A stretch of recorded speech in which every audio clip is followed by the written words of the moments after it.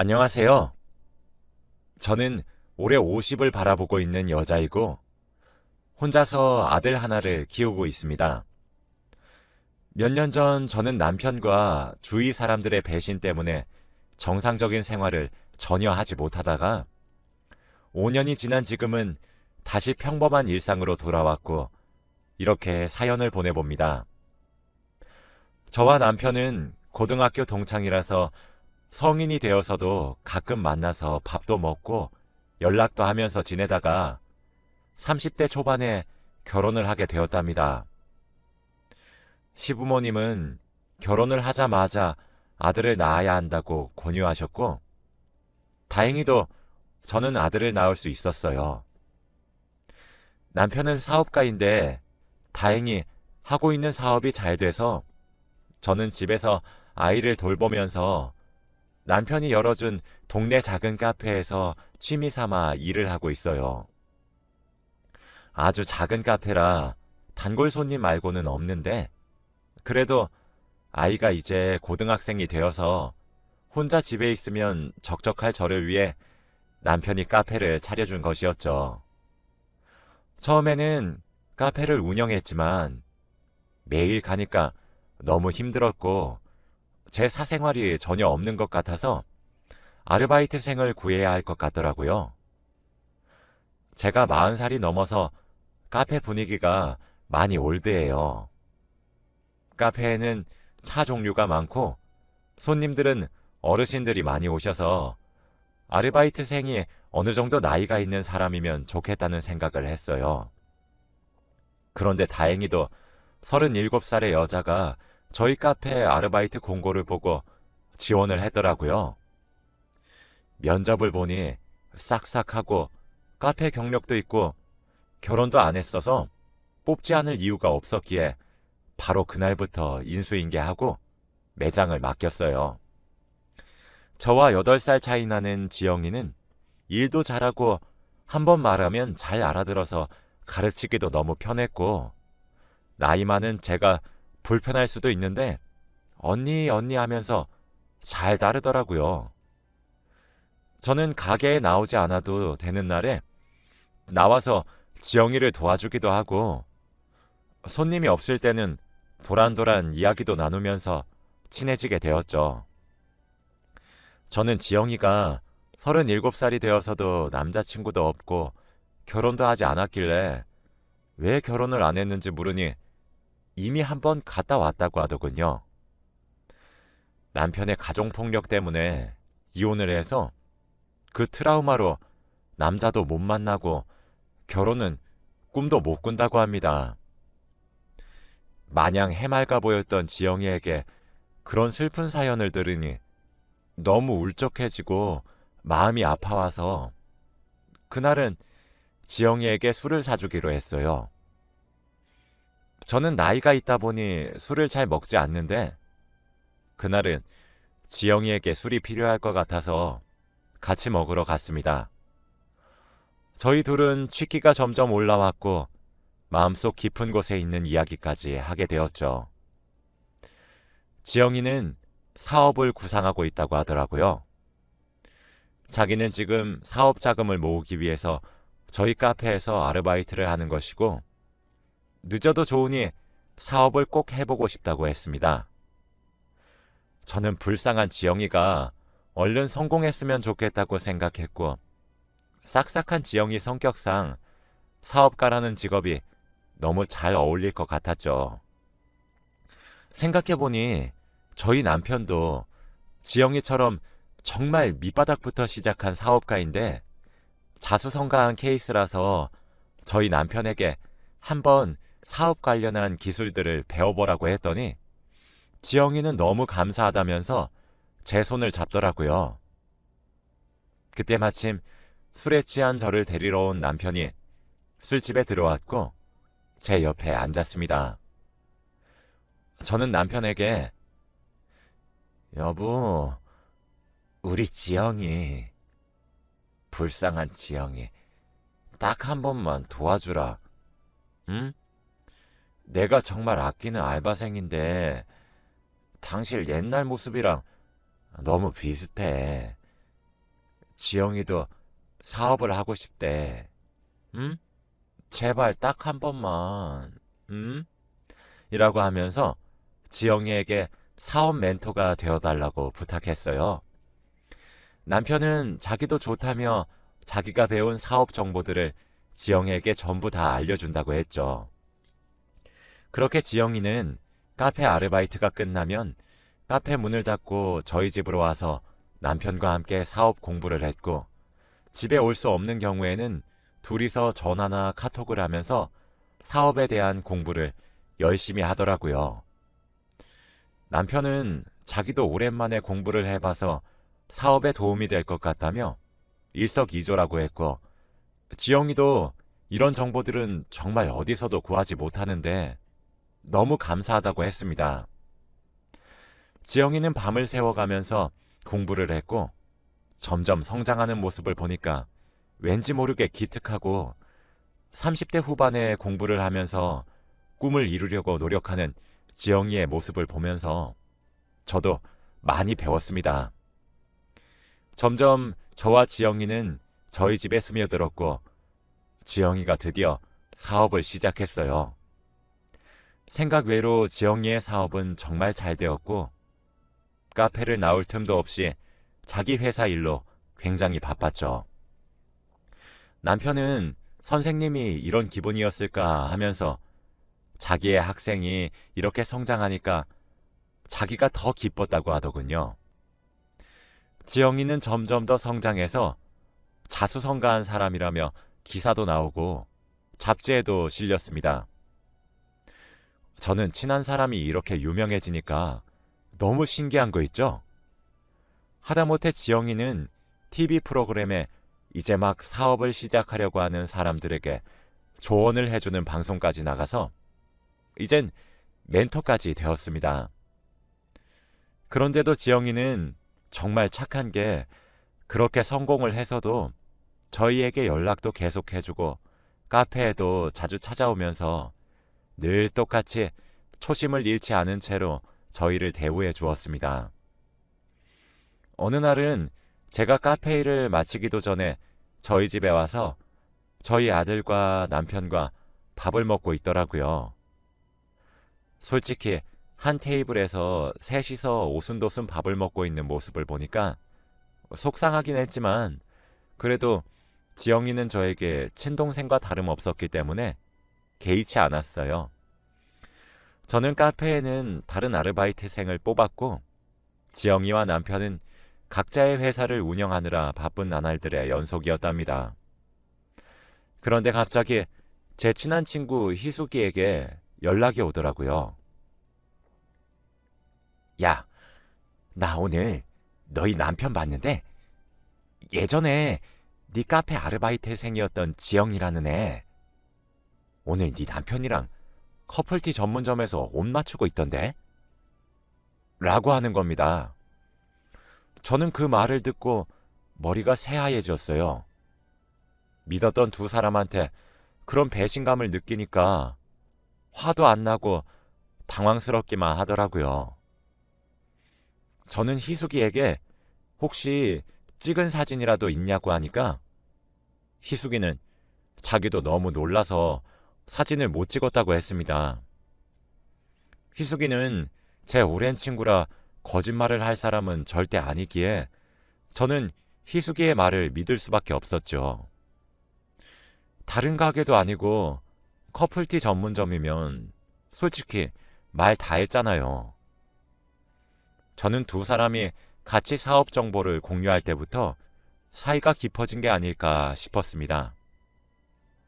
저는 그날 밤 잠을 못 이루고 남편의 휴대폰에 있는 모든 증거를 수집하여 제 휴대폰으로 모두 전송했습니다. 그리고 다음날 그 두 사람에게 당당히 증거를 들이밀었죠. 그런데 저한테 들통나자 지영이와 남편은 놀라지도 않고 오히려 예상하고 있다는 반응을 보이면서 이제 알았어 언니? 너무 늦은 거 아니야? 라고 하는 게 아니겠습니까? 저는 당당한 태도의 그들을 보니까 너무 화가 나서 남편과 지영이에게 나 시댁에 알릴 거야. 그리고 고소까지 다 할 거야. 라고 하니 지영이가 비웃더라고요. 언니, 시댁에서는 살림만 하는 주부를 좋아할 것 같아? 아니면 나 같은 돈 잘 버는 사업가를 좋아할 것 같아? 라고 하더라고요. 남편도 그저 미안해. 이 말이 다였어요. 제가 생각해봐도 제가 아는 시댁은 당연히 지영이를 좋아할 것 같았기에 말문이 턱 막혔습니다. 지영이가 가정폭력을 당해서 헤어진 전 남편 이야기는 다 거짓말이었어요. 처음부터 유명한 사업가인 저희 남편에게 사업 꿀팁을 얻기 위해서 제 카페에 접근한 거였고, 저에게 동정심을 유발한 거짓말이었습니다. 저는 반성하는 태도가 전혀 없는 그들을 두고 집으로 돌아와서 혼자서 펑펑 울었네요. 그런데 도저히 남편과 이혼은 못하겠더라고요. 저와 가장 친한 동생과 그렇게 불륜을 저질러도 아들이 이제 고등학생이니까 한참 예민할 시기였는데 쉽게 가정을 깰 수 없었습니다. 그리고 저는 아직 남편을 많이 사랑했던 것 같아요. 저는 희숙이에게 찾아가서 술을 마시면서 고민을 이야기했죠. 희숙이는 저에게 진심 어린 조언을 해주면서 남편 욕을 한 바가지로 해주었고, 그날 저는 눈물 콧물 다 흘리면서 희숙이에게 안겨 내 이야기를 들어줘서 고맙다며 너 같은 친구 있어서 너무 행복하다는 말을 했습니다. 희숙이는 친구 사이인데 뭐 우리가 그냥 친구야? 앞으로도 힘든 일 있으면 나한테 다 말해 라고 했어요. 저는 믿었던 지영이에게 복수를 하기 위해서 기자들 앞에서 모든 것을 폭로했습니다. 지영이는 성실하고 착실한 이미지로 많은 사람들에게 존경의 대상으로 알려져 있는데, 제가 저희 남편과의 불륜 사실과 지영이가 했던 말과 행동들을 자세하게 다 기자들에게 말을 했더니 기사가 정말 자극적으로 나가더라고요. 저는 한 언론사에게만 이야기했는데 그 기사 하나가 정말 널리 퍼져서 한순간에 지영이의 SNS는 악플로 가득해졌고 지영이의 이미지는 완전 망가졌죠. 저는 기사를 쓴 기자에게 만약 이 일이 유명해진다면 다른 이야기도 더 해주겠다고 말을 했었는데, 그 말이 기사에 그대로 실리니 기사 댓글에도 얼른 더 알려달라고 재촉하더군요. 더 말할지 말지 고민을 하고 있었는데 그때 지영이가 전화가 왔습니다. 언니, 내가 미안해. 내가 죽을 죄를 졌어. 제발 그만 폭로해주라. 어? 내가 그 사람이랑 그만할게. 제발 미안해. 그 사람이랑 끝내는 걸로 내가 만족할 것 같니? 너 사업 접고 우리 남편 때문에 번 돈 80% 나한테 줘. 언니 미쳤어? 그건 절대 안 돼. 내가 이 회사 어디서부터 어떻게 키운지 알잖아. 회사는 내 전부야. 그래? 그러면 계속 회사 붙잡고 있던지. 난 기자한테 전화해야 해서 이만 끊을게. 안 돼, 언니. 잠시만. 알겠어. 어차피 지금 주가도 바닥을 치고 있고 나 더 이상 잃을 것도 없어. 내 전 재산 20%만 남아도 평생 먹고 살 수 있어. 알겠어. 그만해, 그만. 지영이는 그 전화를 끝으로 자신의 사업을 모두 다 접었고 연락도 끊긴 채로 잠적했습니다. 저는 이렇게 하면 남편이 가정으로 돌아올 줄 알았어요. 그런데 가정으로 돌아올 줄 알았던 남편에게 또 다른 상간녀가 있었습니다. 저는 우연히 남편의 서류 가방에서 발견된 편지 한 통을 보고 바로 알아차릴 수 있었어요. 그 편지지의 글씨체는 바로 제 친구 희숙이의 글씨체와 똑같았거든요.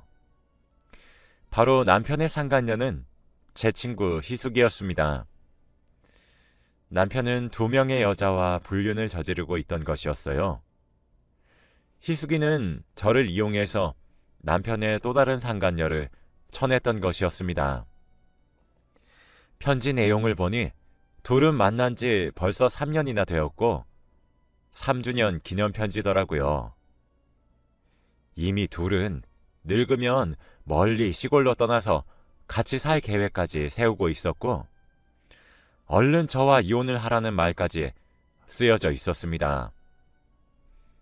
그리고 편지지에는 자기야, 나는 당신이 바람 피워도 용서할 수 있어. 나 같은 여자 놓치면 후회한다. 우린 천생연분이야. 자기는 나 놔두고 아무데도 못 가? 라는 말도 쓰여져 있었죠. 희숙이는 이혼 서류까지 구해와서 저희 남편에게 주었는지 남편의 서류 가방에는 이혼 서류가 있었고 메모지로 이혼 얼른 하고 나랑 같이 알콩달콩 살자 라는 멘트까지 쓰여져 있었습니다. 지영이를 떨쳐내니 희숙이가 오다뇨. 이 상황을 어떻게 해야 할지 도무지 감이 오지 않았고 지금 이대로 이혼을 해버리면 희숙이와 남편은 둘이서 행복하게 살 것 같았고 저는 절대 그 꼴은 못 보겠더라고요. 그치만 그들의 인생이 망해도 과연 둘이서 행복하게 살 수 있을지는 궁금했습니다. 저는 우선 그 편지지의 내용들을 모두 다 사진으로 찍어 놓았어요. 그런데 남편이 그날 저녁에 저에게 이혼 서류를 내밀면서 이혼을 요구했는데 당신 정말 후회 안 할 자신 있어? 라고 물었어요. 나 오래 고민한 거야. 희숙이랑 둘이서 살려고? 제가 알고 있는 걸 몰랐던 남편은 동공이 흔들렸고 약간 양심에 찔려하는 것 같더군요. 아니, 당신이 어떻게... 우리 카페 알바생으로도 모자라 나랑 제일 친한 친구랑 그런 짓을 해? 당신 아들한테 부끄럽지도 않니? 우리 아들한테는 제발 말하지 말아줘. 어? 제발 부탁할게. 라며 제 손을 부여잡길래 저는 그 손을 뿌리치고 나도 내가 어떻게 할지 몰라. 당신이랑 희숙이 내가 지옥 끝까지 찾아가서 복수할 거니까 하고 집에서 나온 후 다음날 이혼 서류를 남편 회사에 보냈습니다. 저는 남편도 지영이 때와 같이 기자들에게 모든 것을 폭로했어요. 물론 희숙이 관련된 일과 이때까지 남편이 사업을 하면서 저질렀던 모든 비리들도 같이요. 남편이 돈이 없어져도 희숙이가 과연 저희 남편을 좋아할지 궁금하더군요. 남편의 회사는 유명해서 그 기사는 지영이 때보다 더 빠른 속도로 널리 퍼져나갔고 아직 편지지의 내용은 알리지 않았습니다. 그때 희숙이에게 전화가 왔고 저는 전화를 받았어요.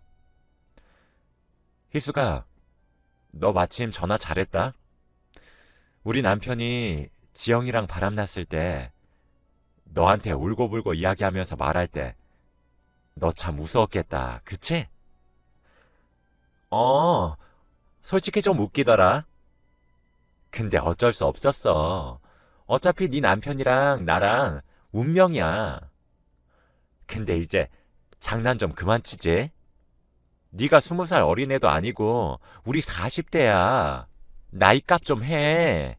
언제까지 그렇게 남의 도움으로 살아갈래? 기사 곧 내릴 거야. 너 고소할 거고 기자들 돈만 몇 푼 쥐어주면 입 싹 닫아. 나이값 못하는 건 너 아니니? 희수가, 나 아직 시작도 안 했어. 지금 반응 봤지? 나 기자들한테 네가 우리 남편한테 3주년 기념으로 쓴 편지 아직 안 보냈거든? 그거 보낼까? 야, 너, 너 그걸 네가 왜 네가 그걸 왜 들고 있어? 그거 기자들한테 보내기만 해봐. 저는 대답도 하지 않고 전화를 끊으니 기자들한테서 전화가 엄청나게 많이 왔고 저는 받지 않았습니다. 결국 남편과 이혼을 하고 아들과 함께 집을 나왔네요. 시간이 지나서 남편 회사의 주가를 보니 땅을 치고 있었고 많은 사람들한테 질타를 받고 있었습니다. 남편은 드디어 정신을 차린 건지 미안하다고 했지만 저는 절대 흔들리지 않았고 남편을 차단했어요.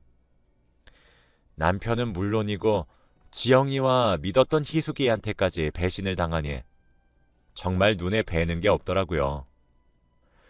남편의 불행을 멀리서 지켜보니 조금 안타깝긴 했지만 저 몰래 2명의 여자와 그런 일을 벌인 죄값이라고 생각합니다. 희숙이는 당연히 남편의 회사가 망해가니 오히려 빚쟁이라며 헤어졌고 저한테 제발 상간녀 소송은 하지 말아달라고 연락을 해요. 저는 할 생각도 없습니다. 다신 그 애의 얼굴을 보기 싫거든요. 그런 아빠를 두는 것보다 혼자서 저희 아들을 키워나가는 것이 오히려 아들에게 도움이 될 것 같아서 절대 만나게 해주지 않으려고 합니다. 벌써 몇 년 전 이야기라 아들도 많이 커서 지금 대학교 졸업을 앞두고 있는데 자기 아빠가 유명한 사업가였던 것도 알고 불륜남이라는 것도 알아서 딱히 밖에서 아빠의 존재를 말하고 다니지 않는 것 같네요. 저도 주위 사람들에게 남편은 죽었다고 합니다. 그럼 다들 뒷말 없이 깔끔하거든요.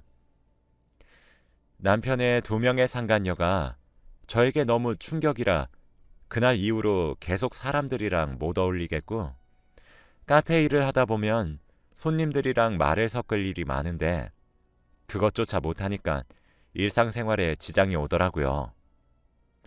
그리고 스트레스 때문에 머리카락도 너무 빠지고 가끔씩 꿈에 그 사람이 나와서 저를 괴롭힙니다. 저는 너무 힘들어서 결국 정신과 상담을 받으면서 아픔을 치유하고 있고 카페는 잠시 아들이 맡아서 해주고 있어요.